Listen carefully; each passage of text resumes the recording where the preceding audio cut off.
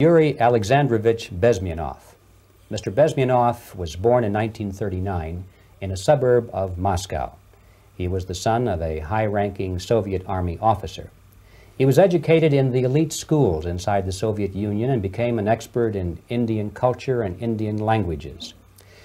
He had an outstanding career with Novosti, which was the, and still is, I should say, the press arm or the press agency of the Soviet Union. It turns out that this is also a front for the KGB. He escaped to the West in 1970 after becoming totally disgusted with the Soviet system, and he did this at great risk to his life. He certainly is one of the world's outstanding experts on the subject of Soviet propaganda and disinformation and active measures. Well, you spoke several times before about ideological subversion. That is a phrase that I'm afraid some Americans don't fully understand. When the Soviets use the phrase ideological subversion, what do they mean by it?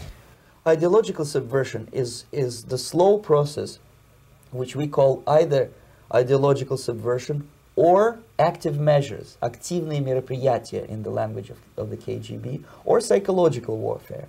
What it basically means is to change the perception of reality of every American to such an extent that despite of the abundance of information, no one is able to come to sensible conclusions in the interests of defending themselves, their families, their community, and their country.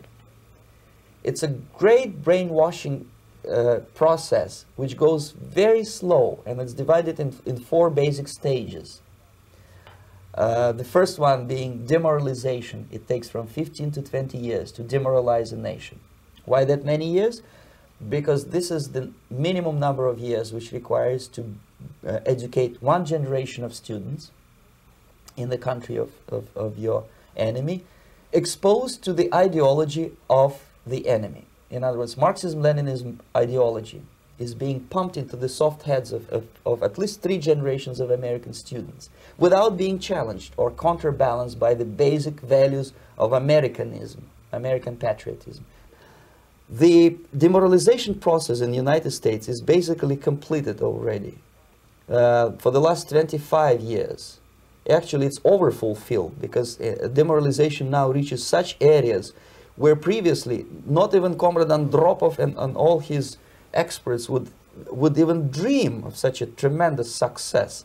Most of it is done by Americans to Americans, thanks to lack of moral standards. As I mentioned before, exposure to true information does not matter anymore.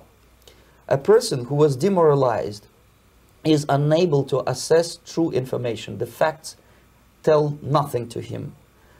Even if I shower him with information, with authentic proof, with documents, with pictures, even if I take him by force to the Soviet Union and show him concentration camp, he will refuse to believe it until he is going to receive a kick in his fat bottom. When a military boot crashes his balls, then he will understand, but not before that. That's the tragic of the situation of demoralization. The next stage is destabilization. This time, subverter does not care about your ideas and the patterns of your consumption. Whether you eat junk food and get fat and flabby, doesn't matter anymore. This time, and it takes only from 2 to 5 years to destabilize a nation, what matters is essentials: economy, foreign relations, defense systems. And you can see it quite clearly that in some areas, in such sensitive areas as defense and economy, the influence of Marxist-Leninist ideas in the United States is absolutely fantastic. I could never believe it 14 years ago when I landed in this part of the world, that the process will go that fast. The next stage, of course, is crisis. It may take only up to 6 weeks to bring a country to the verge of crisis. You can see it in Central America now. And after crisis, with a violent change of power, structure, and economy, you have so-called the period of normalization. It may last indefinitely. Normalization is a cynical expression borrowed from Soviet propaganda. When the Soviet tanks moved into Czechoslovakia in '68, Comrade Brezhnev said, "Now the situation in brotherly Czechoslovakia is normalized." This is what will happen in the United States if you allow all these schmucks to bring the country to crisis, to promise people all kind of goodies and the paradise on earth, to destabilize your economy, to eliminate the principle of free market competition, and to put a big brother government in Washington, D.C., with benevolent dictators like Walter Mondale, who will promise lots of things, never mind whether the promises are fulfillable or not. Your leftists in United States, all these professors and all these beautiful civil rights defenders, they are instrumental in the process of the subversion only to destabilize the nation. When their job is completed, they are not needed anymore. They know too much. Some of them, when they get disillusioned, when they see that Marxist-Leninists come to power, obviously they get offended. They think that they will come to power. That will never happen, of course. They will be lined up against the wall and shot.